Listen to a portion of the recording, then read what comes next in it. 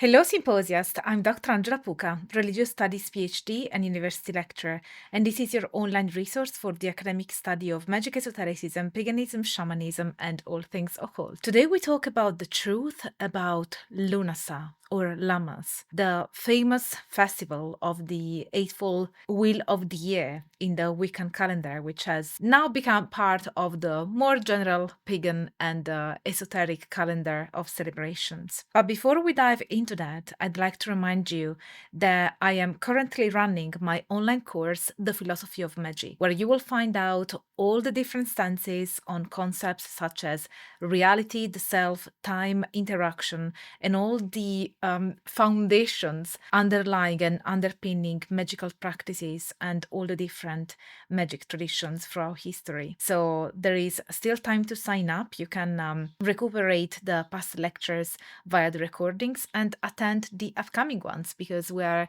going on with these live lectures until September. So go at drangelapuca.com and sign up now.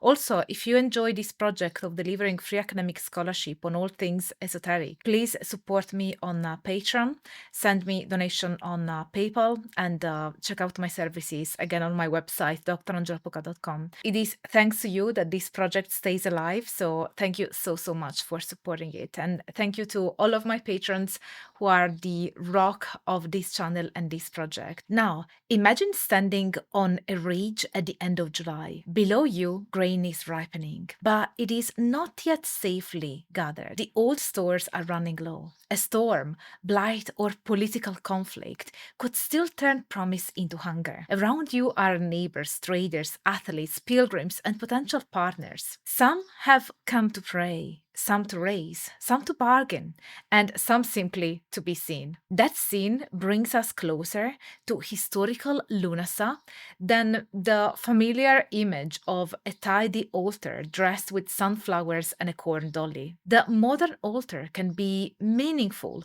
but history gives us something larger, not simply a harvest rite, but an assembly held at a moment of hope, danger, and social renewal. My central argument today is that Lughnasadh and Lammas should be related but not collapsed into one supposedly timeless festival. They occupy the same early August threshold and now meet on the modern pagan wheel of the year, yet they arose from distinct Gaelic and English traditions. Their eventual union tells us something important about how living religions are made. The old Irish name Lughnasadh combines Lugh with Nasad, an assembly or commemorative gathering. Modern Irish Lughnasadh means both the festival and the month of August. It is the only one of the 4 Gaelic quarter days named after a recognizable divine figure. Yet, Lugh is not securely a sun god or a grain god. Medieval literature presents him as Samir Danach, the one skilled in many arts: warrior, poet, craftsman, healer, harper, and sovereign leader. The solar interpretation owes much to 19th century Celtic revival writing, not to the earlier evidence. This matters for practice. If we want to honor Lugh in a historically informed way, the display of skill may be more appropriate than simply decorating with solar symbols. Music, craft, athletic competition, eloquence, healing knowledge, and the completion of difficult work all belong naturally to his medieval identity. The best-known origin story concerns Tailtiu, Lugh's foster mother. In the medieval metrical Dindecenchas, Tailtiu clears a wooden plain for agriculture and dies from the labor. Lugh then establishes funeral games and an assembly at her grave. The story does not give us a transcript of prehistoric ritual. It was written by Christian scholars and shaped by medieval literary and political concerns. Even so, its imagery is powerful. Harvest begins with a woman whose body has paid the cost of making the land productive. The festival holds nourishment and mortality together. Tailtiu should not automatically be reduced to a universal prehistoric Earth Mother. Her precise pre-Christian status is unknown. What the text securely gives us is fosterage, labor, landscape, mourning, and public commemoration. Those themes are already rich enough. The assembly at Tailtiu, or Óenach Tailten, was also a historical political institution. Irish annals record its disruption, cancellation, and revival. This is significant because invented events do not normally suffer boycotts or contested renewals. The Óenach combined horse racing, athletic display, trade, legal proclamation, political negotiation, entertainment, and the temporary restraint of violence. Binchi showed that it was not a permanent national parliament or an ancient Irish Olympic Games in the modern sense. It was, however, a major royal assembly through which a ruler demonstrated the capacity to create safe passage and public order. This relationship between justice and fertility runs through the medieval material. The poems promise grain, milk, peace, and good weather when the assembly is properly maintained. That does not mean medieval people believed crops grew by royal magic alone. It means that abundance was social as well as ecological. Roads had to be safe, disputes contained, labor organized, and exchange made possible. A good harvest required a functioning community. Claims about Teltown trial marriages require more caution. Later folklore describes couples joining hands at the site, and large fairs certainly encouraged courtship and marriage negotiations. But the standard story of a legally recognized Lughnasadh union lasting precisely a year and a day is not securely demonstrated by the early evidence. It may inspire a modern hand fasting, but it should be named as later tradition or reconstruction. The second major body of evidence comes from folklore. In the festival of Lughnasadh, Máire MacNeill assembled accounts of gatherings on hills, beside lakes and rivers, and at holy wells.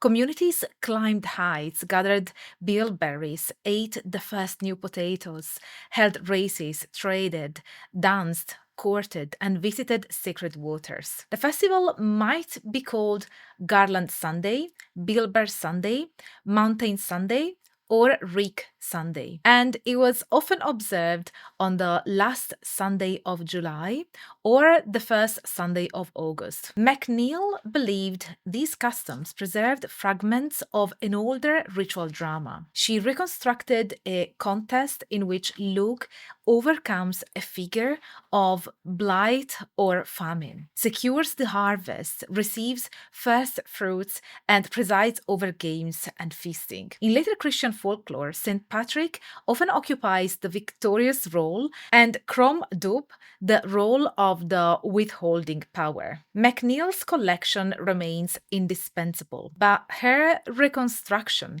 is a hypothesis, not a recovered ceremony. Hutton pointed out that her own evidence revealed striking regional variation. Hill gatherings, well pilgrimages, first potato meals, and bilberry excursions did not form one uniform ritual.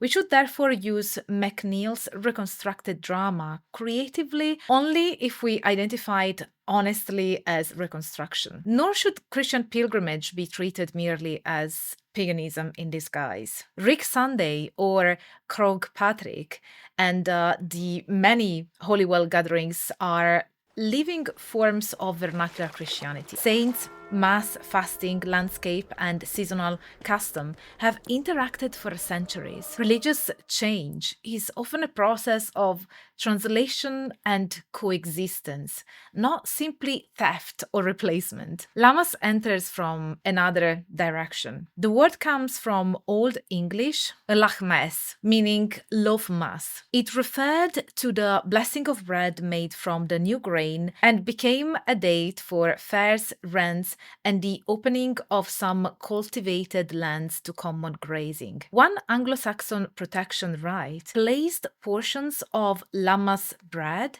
at the corners of a barn. Its crosses prayers, and blessed loaf belong to a thoroughly Christian ritual world, even if first fruit offerings have much wider human parallels. There may have been an earlier English agricultural observance, but it cannot be reconstructed from the surviving sources. Lammas and Lughnasadh are best understood as parallel responses to the same precarious agricultural moment, not as two ancient names for one ceremony. Their fusion occurred through folklore scholarship, romantic Celticism, and decisively 20th century paganism. Gerald Gardner's Wicca and related druidic developments joined the Gaelic quarter days to the solstices and equinoxes, creating the now familiar eightfold wheel of the year. Modern Lammas acquired the drama of the cut grain god, John Barleycorn,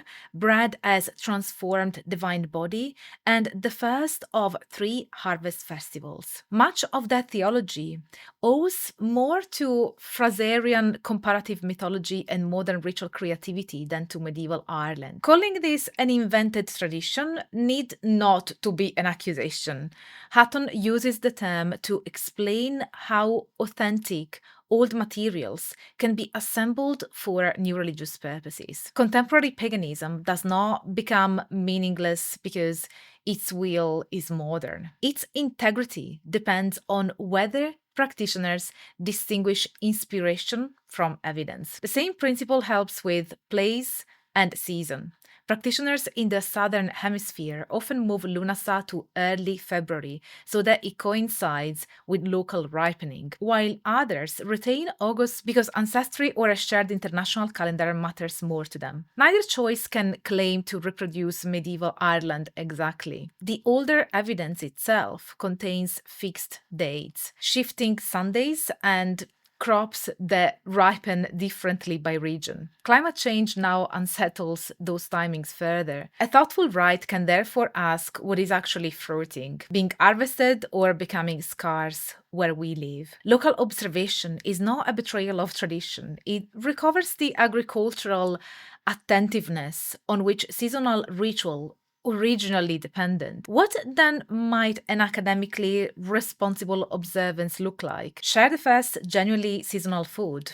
Honor Tailtiu without claiming certainty about her ancient divinity. Celebrate Lugh through skill, poetry, craft, or athletic games, or games in general. Make the gathering an assembly by repairing a relationship, renewing a promise, or addressing food injustice. Bless bread if Lammas speaks to you. Use the Corn King drama if it has ritual power, but call it modern Wiccan mythology rather than ancient Irish fact. Do not leave harmful offerings, disturb archaeological sites, or light unnecessary fires. Fire was never the defining feature of the recovered festival. Above all, remember that this is the first harvest, not harvest home. The crop is promising but unfinished. Lughnasadh asks not merely, what have I achieved? It asks, what still needs protection?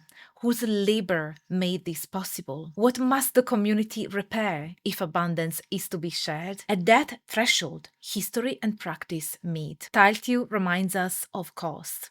Lugh calls forth skill. Lammas turns grain into shared bread. The assembly asks us to make peace long enough to gather what has ripened. There is not one unchanged ancient religion. It may be something more useful, an old seasonal problem, repeatedly answered by living communities.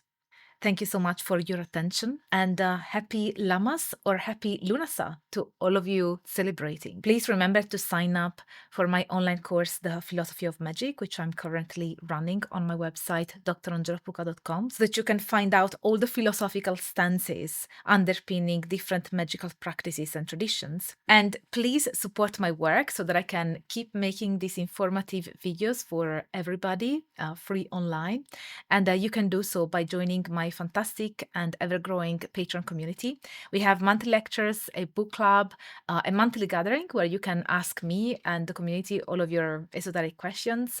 And it's really a fantastic place. It will allow you to support my work and at the same time join an incredible community of academically inclined practitioners and also esoteric scholars. Also support my work on PayPal and check out my services on my website, drandreapuca.com. And if you like this episode, don't forget to smash the like button, subscribe to the channel if you haven't already, and activate the notification bell so that you will always be notified when I upload a new video. Share this video around so the symposium can grow, and thank you so much for being here. I really hope that you stay tuned for all the academic fun. Bye for now.